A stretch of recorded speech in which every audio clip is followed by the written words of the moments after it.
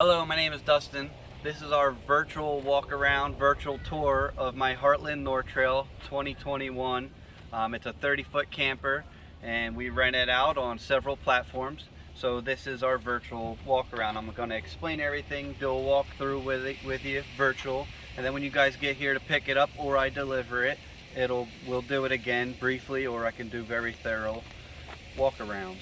But this is going to be the virtual tour. Okay, so we're going to start outside with everything outside. The propane tanks is one of the first things. So you got two propane tanks. They're usually full, or at least one will be halfway, then the other one will be full. So we're going to turn the valve on the propane tanks, and the only really important thing here is the selector valve. Since that tank's on, this valve points at it. When this tank runs out, you'll turn the selector over here and turn this propane tank on. So right now, since that tank's on, we're going to turn this on, leave this on. Now your propane tanks are set up. There is a bicycle lock on these tanks, so and we provide the key so the tanks don't get stolen, and you have a key to unlock it if you need to exchange them. Okay, then up front we got storage compartments. There's two access doors, one on this side, one on the other side. We got leveling wheel chocks up here, so you can level out the camper. This is a accordion style slope down for the septic hose and the fit-in for the septic that goes into the port. I do provide a hitch. It's a load, level, and sway control hitch. I will set that up for you when you get here and show you how everything works. We also supply a backup camera so you can park the RV efficiently and not crash.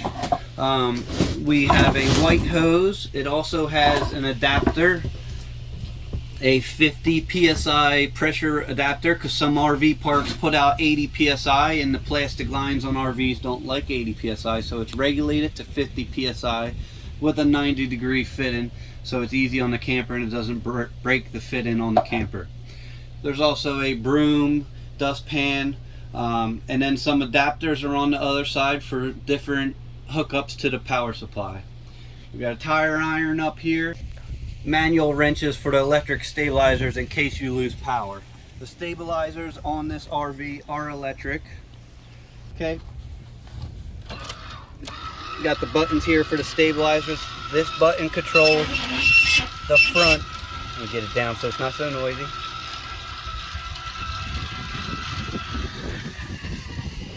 Okay, this button does only the front. There is another button in the back for the stabilizers in the back. This is the other side with the storage compartment.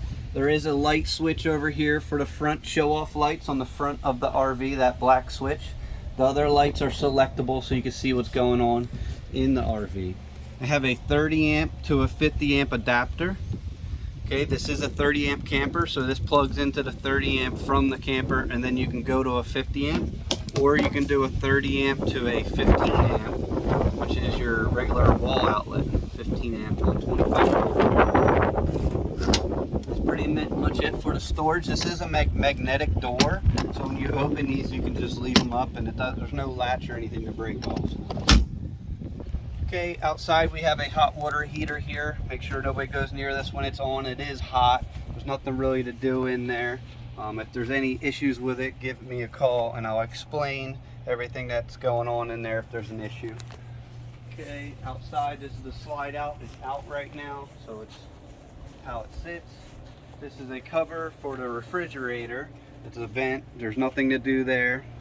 Right down here in the back of the camper is our sewage hookup, sewer outlet connection. You got a gray and a black tank. Your gray tank is for your showers and your sinks.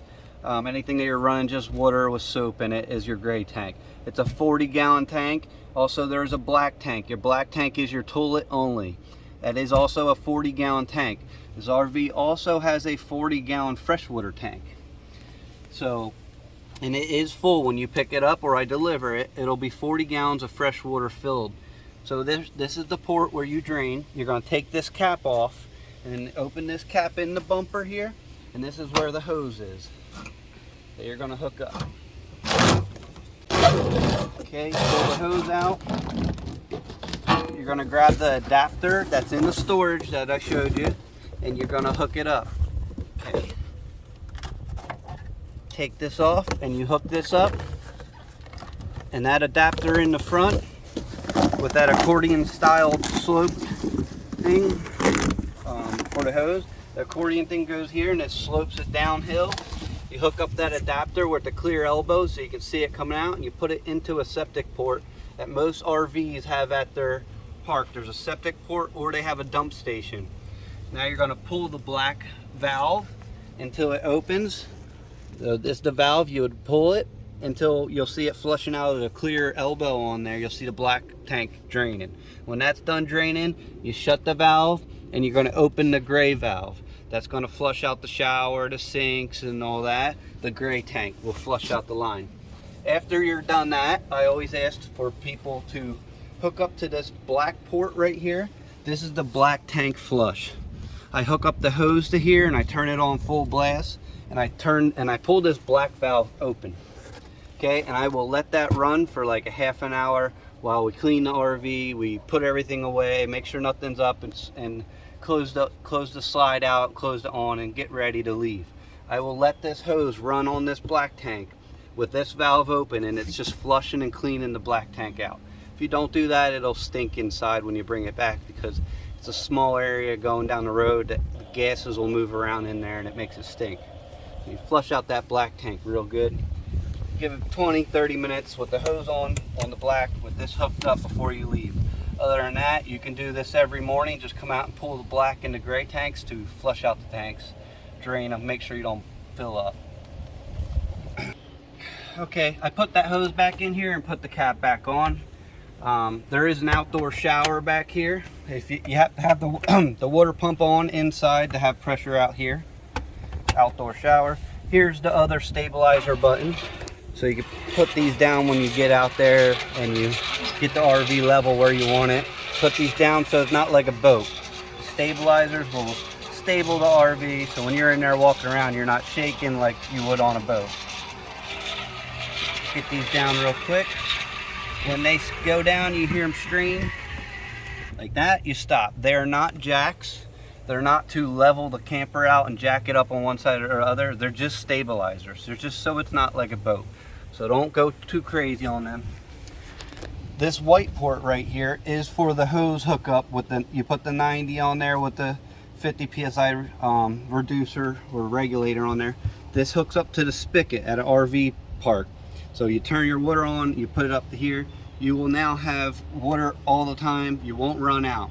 Other than that, like I said, there's a 40-gallon tank on board that is full. So this will give you water all the time. If you're boondocking where you don't have a spigot or a power supply, that's what the 40-gallon tank is for. Other than that, at the RV parks and places with a water hookup, you would hook up to the white port. That is the city water connection. You got a cable antenna connection here if you want to hook up for the TVs. Give some cable. Here's your power in for the RV. Comes with the cable. It has a light there that tells you you're getting power. You come down here.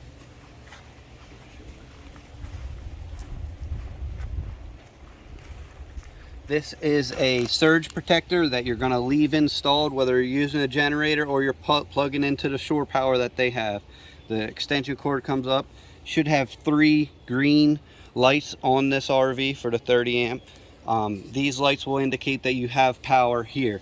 This is going to plug into a box like I have out back, or like any RV park where you have their power connection. You'll plug it in and flip their breakers on. That'll give you power here, and this confirms that you have power coming out with these lights.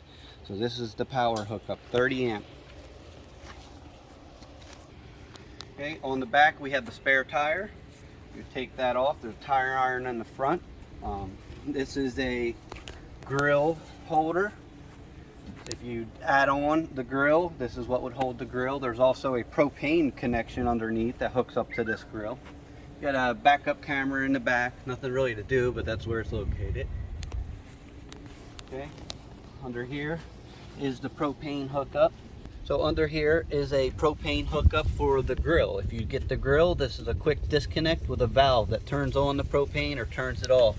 It's an airline fitting, propane fitting. So we supply that with the grill as an add-on. Okay, Out here you got a power outlet. Okay, and then you got your furnace for the heat. Here's the freshwater tank fill. This is the 40-gallon freshwater tank. That's where you fill it. Other than that, you would be hooked up to the city. Right here is a vent for above the microwave or above the stove. When you're cooking, you would open this vent, and when you have the fan on, you open that so it can vent out. Other than that, you keep it closed so wasp and mud dauber and bees and bugs don't get inside. So that stays closed until you're cooking and you turn the fan on. You got outdoor speakers. Okay, then you got the front door, and we're back at the front. So now we'll go inside. I'll show you everything inside. Okay, so we're going to go inside. I'm going to show you the ladder first, because the first thing you do when you get to your location is going to open this ladder, and you're going to have to adjust it. You pull this blue lever here to open it, to pull it down. Pull that to bring it down. You got a handle here too. These legs are adjustable on the step, so you want to adjust these at your location where you're going. I'm in dirt right now, so it is different than some RV parks have asphalt and it'll be sturdy, but you don't want it too high because the door won't shut, or you don't want one leg out too far. You don't want it to go like this, so you want it sturdy.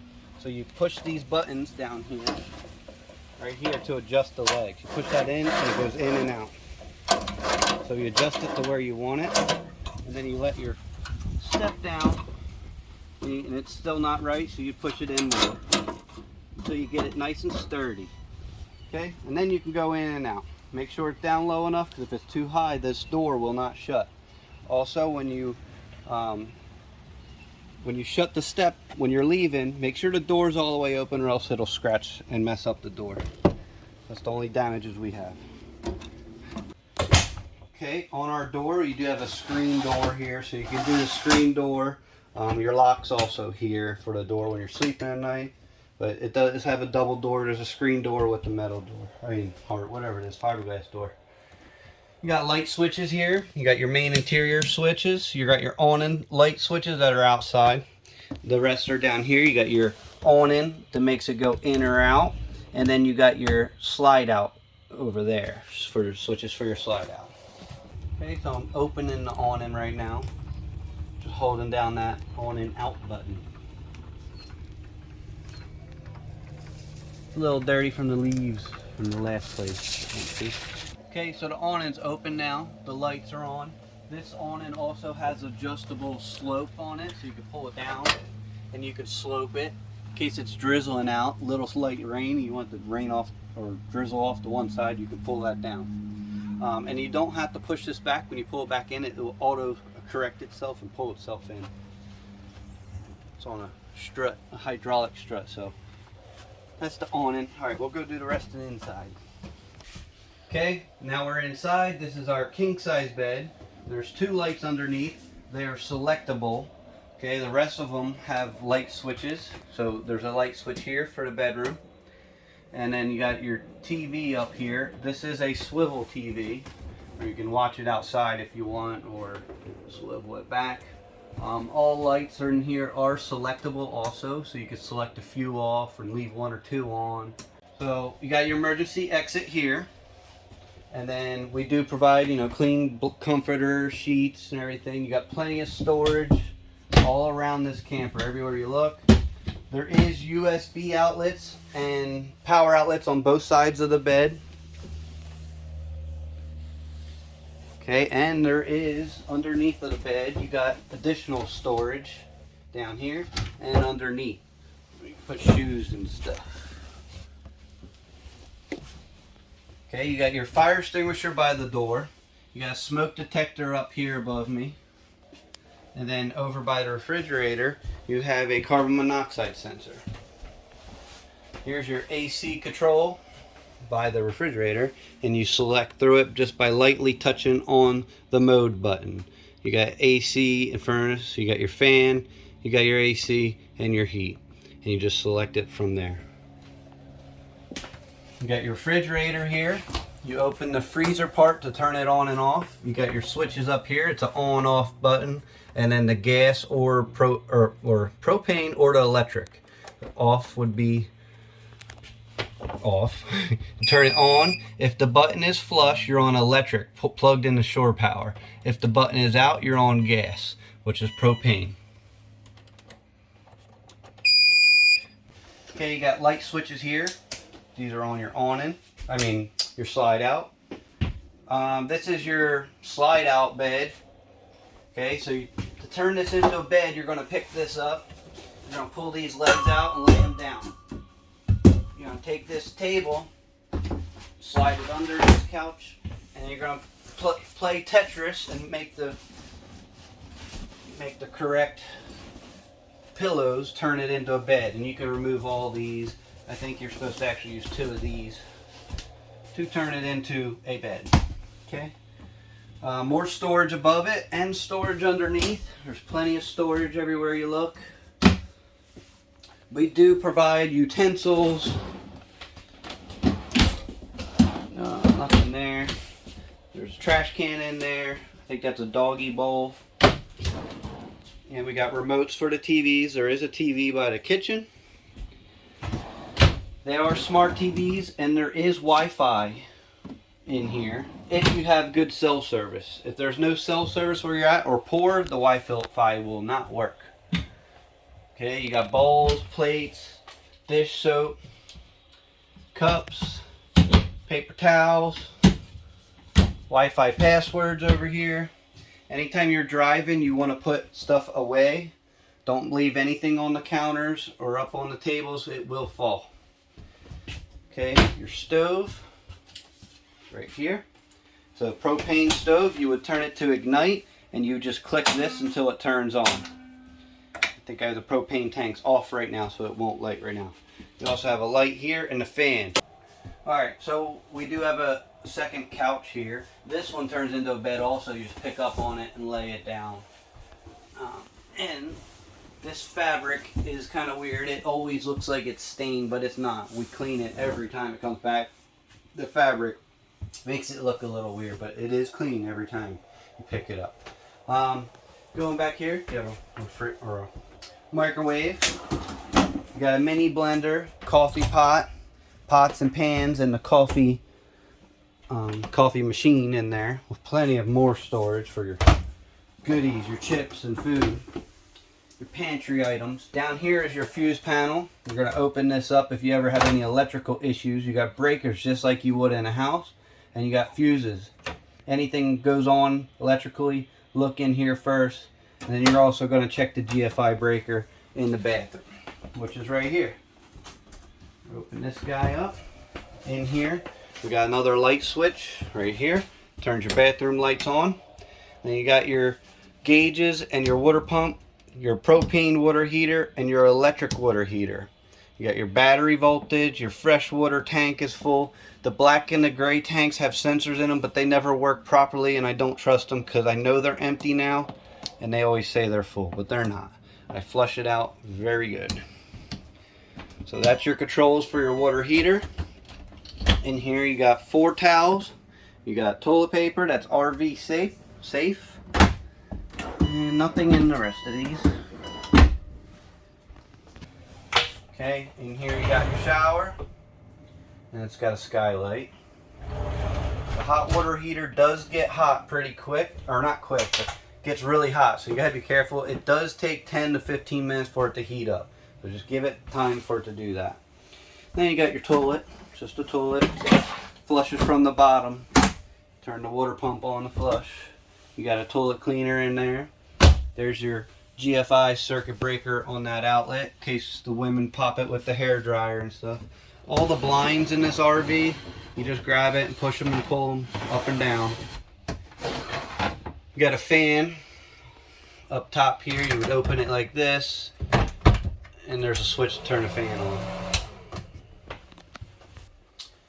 Okay, it does have an indoor-outdoor speaker radio. You turn it on by hitting the mute power button. It's got Bluetooth, FM, also has HDMI connections. The zone is how you turn the speakers on and off.